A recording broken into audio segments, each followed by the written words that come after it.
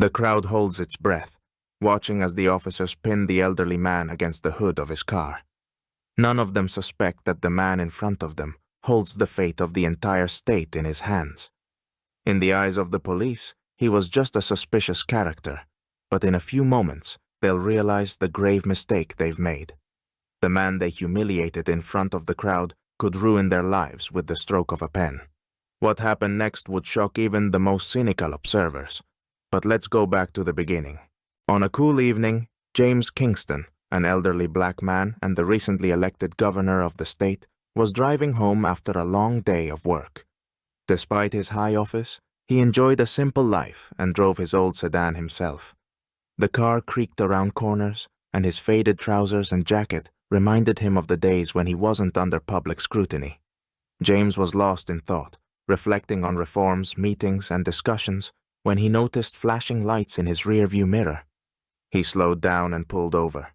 Two white police officers, Michelson and Harris, stepped out of their patrol car. Michelson was older and more confident, while Harris, younger and tense, kept nervously touching his belt. They were patrolling a wealthy neighborhood and had noticed the old car that stood out among the well-kept homes and luxury vehicles. Systemic biases clouded their perception of reality. "Good evening. You were speeding by 5 miles, Michelson began, glancing over the car and its driver. James, accustomed to such encounters since his youth, rolled down the window and calmly said, "Good evening, officer. Yes, I might have been a bit over the limit." The officers noted his clothing and exchanged looks, assuming he couldn't be from this area. Harris, always on edge around such out-of-place people, stepped closer. "Sir, show me your documents," he demanded suspiciously, as if he was already ready to suspect James of something more serious. James calmly handed over his license and registration. He had a sense that the situation could escalate. The officers cast suspicious glances, unaware they were facing the governor. Harris, disappointed that everything was in order, wasn't ready to let it go. Michelson, glancing through the documents, began to realize that the name James Kingston sounded familiar. James silently sat in his car, feeling their stares. He knew this feeling well, an unspoken verdict. The officers didn't know who he was, but it didn't matter. Like any black man, he had to justify his presence in an inappropriate place. Officers Michelson and Harris, unhappy with the routine document check, decided to search James Kingston's car. Despite having no reason to do so, their bias had already dictated their actions. An elderly black man in an old car in a wealthy area was suspicious. While Michelson jotted down the details, Harris ordered James to get out of the car and put his hands on the hood. Suppressing his indignation, James calmly complied. He understood that the truth would eventually come out, but knew that any resistance could worsen the situation. Feeling the cold metal under his hands, James recalled his years of fighting for civil rights. It was the same old scenario of injustice, but he kept his composure, knowing the path to truth was long and hard. The officers started asking questions, moving from formal to provocative. "What are you doing in this neighborhood? This isn't a place for people like you," Michelson sneered. That phrase wasn't just an expression of doubt. It was an attempt to dictate who belonged in that neighborhood. "People like me," James replied calmly, understanding the underlying prejudice. The officers missed his sarcasm, still seeing him only as a suspicious type. Harris, flashlight in hand, inspected the car thoroughly, checking every detail in search of evidence to support his suspicions, going through the seats and glove box without permission. "Do you often come to this area? Where do you live?" Harris asked, not even waiting for answers to his previous questions. James remained calm, though internally his frustration was growing. He could have explained that he was the governor, but knew it would only escalate things. Avoiding confrontation was essential. The officers, oblivious to who they were dealing with, continued their meticulous search, trying to find something to justify their actions. The warm evening air still surrounded the streets, but the tension near James Kingston's car was palpable. Passers-by noticed the unusual scene, police searching the vehicle of an elderly black man, and began gathering around. In a society where incidents of police misconduct against black people frequently made headlines, their suspicions were warranted. Some of the onlookers didn't waste time and began filming the situation on their phones. The glow of phone screens in the dark only heightened the focus on what was happening. Whispers in the crowd grew louder as the tension reached its peak. No one knew what would happen next, but everyone felt the situation was about to escalate. James, maintaining his calm, stood by his car, aware of the stares from the police and the crowd. Despite the injustice, he remained composed.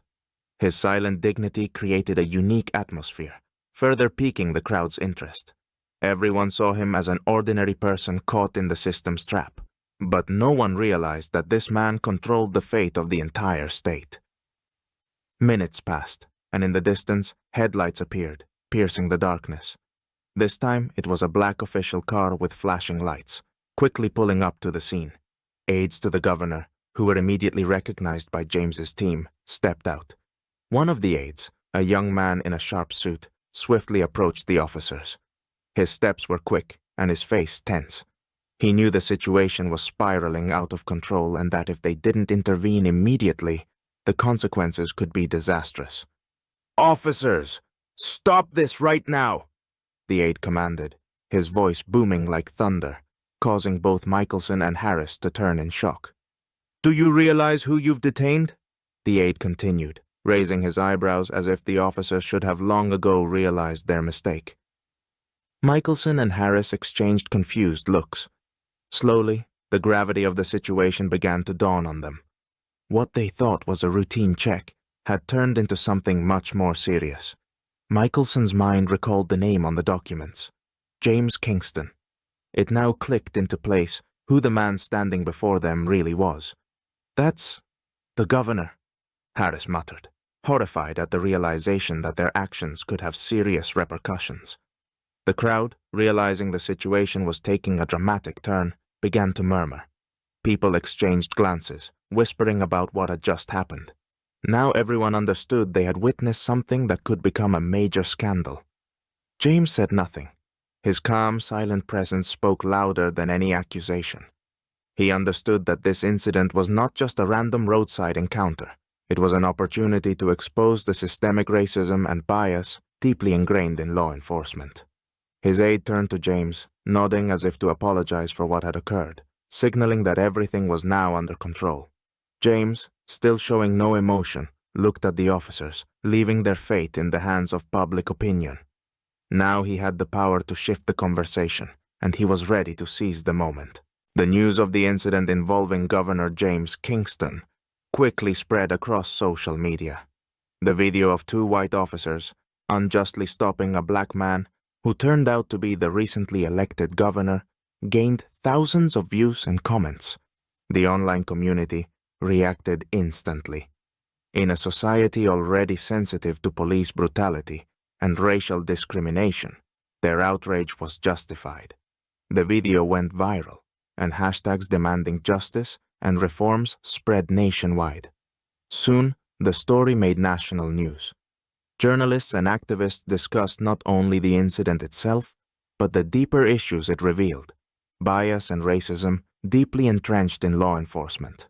Under public pressure, the police department launched an internal investigation to review the actions of officers Michelson and Harris. These officers, unaware of the far-reaching consequences of their actions, became symbols of a systemic problem that demanded resolution. Governor James Kingston, known for his decisive actions, made an official statement. At a press conference, he addressed the media and the state's citizens with dignity and calm.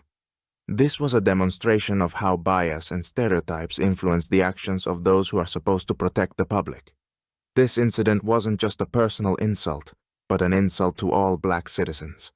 "I can defend myself, but what about those who don't have that protection?" His words resonated deeply. James announced the launch of a law enforcement reform program, including training on racial profiling and respect for citizens' rights. He emphasized that training was crucial to help officers recognize their biases. "We must root out systemic racism at all levels of power. This isn't just about professionalism, but the justice every citizen deserves." The governor's speech attracted attention, not only within his state but across the country. Politicians and citizens alike supported his call for change. The Kingston incident became a catalyst for reform, demonstrating that even influential people are not immune to racial discrimination, making the issue all the more pressing to address. This incident became a milestone in the fight for equality, a reminder that change begins with a willingness to confront injustice.